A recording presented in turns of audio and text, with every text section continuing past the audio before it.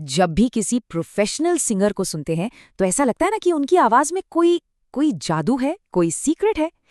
आज हम उसी सीक्रेट से पर्दा उठाने वाले हैं। हम उन टेक्निक्स को समझेंगे जो उनकी गायकी को इतना इतना शानदार बनाती हैं। तो सवाल ये है कि क्या ये वाकई कोई सुपर पावर है जो सिर्फ कुछ लोगों के पास होती है, या फिर ये कुछ ऐसा है जिसे सीखा जा सकता है? चलिए पता लगाते हैं। देखिए, सच तो ये है कि ये कोई मैजिक नहीं है। प्रोफेशनल सिंगिंग असल में दो चीजों का कॉम्बिनेशन है, सही टेक्निक और रोज की प्रैक्टिस। बस यही वो मजबूत नींव है जिस पर हर बड़ा सिंगर अपनी कला का इतना खूबसूरत महल खड़ा करता है। तो फिर शुरू करें। देखिए, एक कमाल का सिंगर बनने का सफर एक भी सुर लगाने से बहुत पहले शुरू होता है। ये शुरू होता है बिल्कुल बेसिक से, सांस और वार्म अप। ये वही नींव है जिसके बिना सिंगिंग की इमारत टिक ही नहीं सकती। तो सबसे पहली और सबसे जरूरी चीज, सांस लेना। लेकिन वैसे नहीं जैसे हम आमतौर पर लेते हैं। इसे कहते हैं डायाफ्रामिक ब्रीदिंग, मतलब छाती से नहीं बल्कि पेट से, अपने डायाफ्राम से गहरी सांस लेना। प्रो सिंगर्स यही करते हैं। इसी से उन्हें अपनी सांस पर वो कमाल का कंट्रोल मिलता है जो उनकी पावर का असली सोर्स है। और ये कैसे करना है? बहुत ही सिंपल है। बस एक गहरी सांस लीजिए और फिर धीरे धीरे एक स्स की आवाज के साथ उसे बाहर निकालिए। बस रोज सिर्फ 5 मिनट इस एक्सरसाइज को दीजिए और आप देखेंगे कि सांस पर कंट्रोल कितना बेहतर हो जाता है। अच्छा, अब एक मजेदार चीज पर आते हैं। आपने सिंगर्स को कई बार ये करते हुए सुना होगा, रर्रर्रर्र, है ना? ये सिर्फ कोई फनी साउंड नहीं है, ये एक बहुत ही पावरफुल वार्म अप टेक्निक है। इसे कहते हैं लिप ट्रिल, और इसे सिंगिंग के लिए सबसे सेफ वार्म अप माना जाता है। जानते हैं क्यों? क्योंकि ये आपके वोकल कॉर्ड्स पर बिना कोई जोर डाले उन्हें धीरे धीरे जगाता है, उन्हें ऊंचे सुरों के लिए तैयार करता है। सच कहूं तो कोई भी प्रोफेशनल सिंगर इसके बिना रियाज शुरू नहीं करता। तो वार्म अप हो गया, सांस पर काम कर लिया।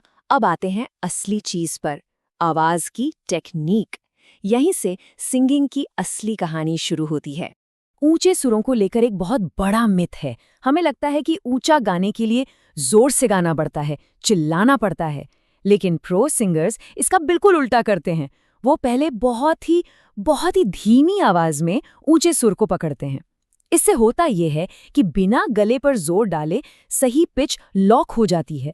तो एक बात साफ है, ऊंचे सुरों के लिए आवाज को धक्का नहीं देना है, चिल्लाना नहीं है। सही तरीका है फॉरवर्ड प्लेसमेंट। अब ये क्या चीज है? चलिए समझते हैं। फॉरवर्ड प्लेसमेंट का मतलब है कि आवाज गले से नहीं बल्कि चेहरे के अगले हिस्से से आ रही है, ऐसा महसूस होना चाहिए। इसको फील करने का एक तरीका है, सोचिए कि आप हल्की सी स्माइल के साथ गा रहे हैं। आपको फील होगा कि आवाज नाक के पीछे चेहरे के सामने वाइब्रेट कर रही है। यही वो टेक्निक है जो आवाज में वो खूबसूरती और पावर लाती है।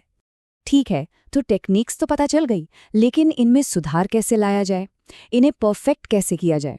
अब बात करते हैं उन तरीकों की जो प्रो सिंगर्स अपनी कला को निखारने के लिए हर रोज इस्तेमाल करते हैं। एक बहुत ही सिंपल लेकिन पावरफुल तरीका है आईने के सामने प्रैक्टिस करना। जी हाँ, बड़े बड़े सिंगर्स भी ये करते हैं। आईने में वो देखते हैं कि कहीं गाते वक्त उनका चेहरा खिंच तो नहीं रहा, जबड़ा टाइट तो नहीं हो रहा, या गर्दन पर कोई स्ट्रेन तो नहीं है। ये छोटी छोटी चीजें आवाज की क्वालिटी पर जमीन आसमान का फर्क डाल सकती हैं।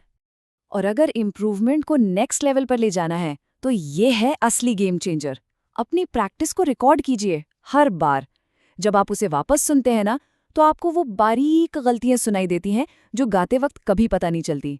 सच मानिए, यही वो आदत है जो एक शौकिया और एक प्रोफेशनल सिंगर में सबसे बड़ा फर्क पैदा करती है। तो हमने सांस की बात की, टेक्निक की बात की, प्रैक्टिस की बात की, लेकिन एक और चीज है जो शायद इन सबसे ज्यादा जरूरी है। ये सिंगिंग का वो सबसे बड़ा सीक्रेट है जिसे लोग अक्सर अनदेखा कर देते हैं। तो क्या है वो सबसे बड़ा राज, वो एक चीज जिसके बिना ये सारी मेहनत, ये सारी प्रैक्टिस अधूरी रह सकती है? वो है आराम। जी हाँ, रेस्ट। सुनने में शायद उतना एक्साइटिंग ना लगे, लेकिन यही एक सिंगर का सबसे बड़ा, सबसे जरूरी हथियार है। देखिए, आपके वोकल कॉर्ड्स भी मसल्स ही हैं। जैसे एक एथलीट को अपनी बॉडी को रेस्ट देना पड़ता है, वैसे ही एक सिंगर को अपनी आवाज को।